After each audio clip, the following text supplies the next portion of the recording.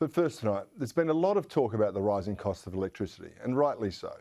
Every household is understandably concerned as the government has forecast a 50% rise in the cost of power prices over the next 2 years.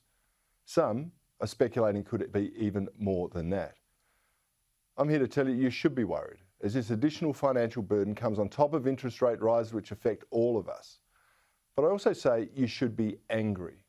Remember, this government promised to cut your electricity bill by $275. Instead, it's actually going to rise by much more than that. But being angry at an obviously impossible election promise is one thing. You should be livid at the fact we have an electricity crisis at all in this country. Our nation has prospered over many decades on the back of cheap and reliable power. It was our natural competitive advantage. We have abundant fossil fuels, coal and gas, and compared with many places, ours are relatively clean. The black coal we use is more efficient and burns cleaner than dirty brown coal used elsewhere.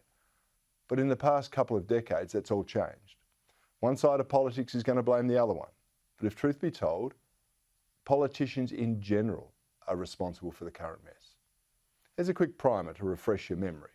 It was Paul Keating who initiated reform of the electricity market back in 1991. It was a good move because it led the government to get out of the sector, and it began the important process of deregulation. That makes things more competitive. And consumers saw the benefit of that in the form of more reliable supply and a reduction in prices. It stayed that way for over a decade, until government couldn't resist the urge to meddle in what was then an efficient, orderly and pretty effective market. Now, this interference came in many forms, but perhaps the worst of them was this utopian fantasy that somehow subsidising wind turbines and solar panels was going to be a game changer and save the planet to boot. Well, okay, the decision was certainly a game changer. It cost tens of billions of dollars and it delivered some of the most expensive and unreliable electricity anywhere in the world. Have a look at what happened over the decade from 2003 to 2013. Look at those prices. It's got worse since then, and that's no coincidence. You see, there's been this irrational push towards a reliance on unreliable energy. That's the wind and solar again. It's gained momentum, and our politicians have demonised reliable coal and gas power generation. Unfortunately, the public, who for too long have simply trusted their politicians to do the right thing on their behalf, have gone along with this. And now we're all set to pay a very heavy price. And our political class? Well, they can't help but look to blame their opponents for today's woes. Here's New South Wales Labor opposition leader Chris Minns on Twitter. Now, the only problem with what he's written is that it ignores some inconvenient facts. Here's a chart of 5 states' electricity prices from 1998 to 2022. If you have a look, the state with the current highest annual volume-weighted average energy cost per megawatt hour is Queensland. And the bit of bad news for Mr. Minns? Well, Queensland haven't privatised their energy prices, completely publicly owned. And on top of that, we've now got state governments looking to renationalise parts of their electricity generation because they claim the market isn't working. All right, I'll concede. The market isn't working as it should, but that's because governments keep interfering. They're not allowing it to work.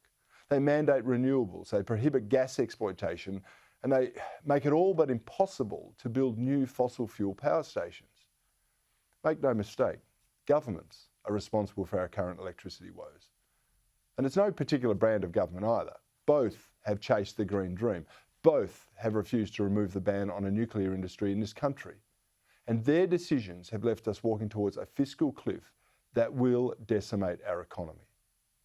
Now, of course, our political parties will find myriad excuses to apportion blame elsewhere, but that is just smoke and mirrors. Now, here's what the energy regulator has to say. And here's my response to those points. The reduction in thermal generation is due to policies stopping generators from coming online and limiting the lifespan of others. And what about the war in the Ukraine? Well, it's a total smokescreen. We have more coal and gas than we know what to do with in this country. We're just not allowed to use it. And isn't it strange how we can supply all the coal India and China want, but apparently we haven't got enough supply for ourselves? What about demand? Hello? Of course there's high demand in this country. That's what a developed nation uses, lots of power. It's just the government has prioritised renewables that simply cannot supply baseload demands. And this reference to peaky demand, well, that's code for wanting your air conditioner or heater on when you need it rather than when it's convenient for the renewable energy grid. In effect, they're telling you only use power when it's convenient for them to provide it. Believe me, we are just at the beginning of the real budget pain. And your household electricity bill? That's just the start. You see, higher power prices will make everything cost more. And it could even drive successful businesses out of business. Ask yourself, how's your local pub going to respond to their power bill going from, say, $10,000 a month to $15,000 or more? And what about your local cafe or your gymnasium or the supermarket you shop at? Their only prudent response is to put their prices up. Otherwise, they're going to go broke. And it's the same with every business imaginable. One primary producer I spoke with yesterday told me his new electricity contract will consume 75% of his profit margin.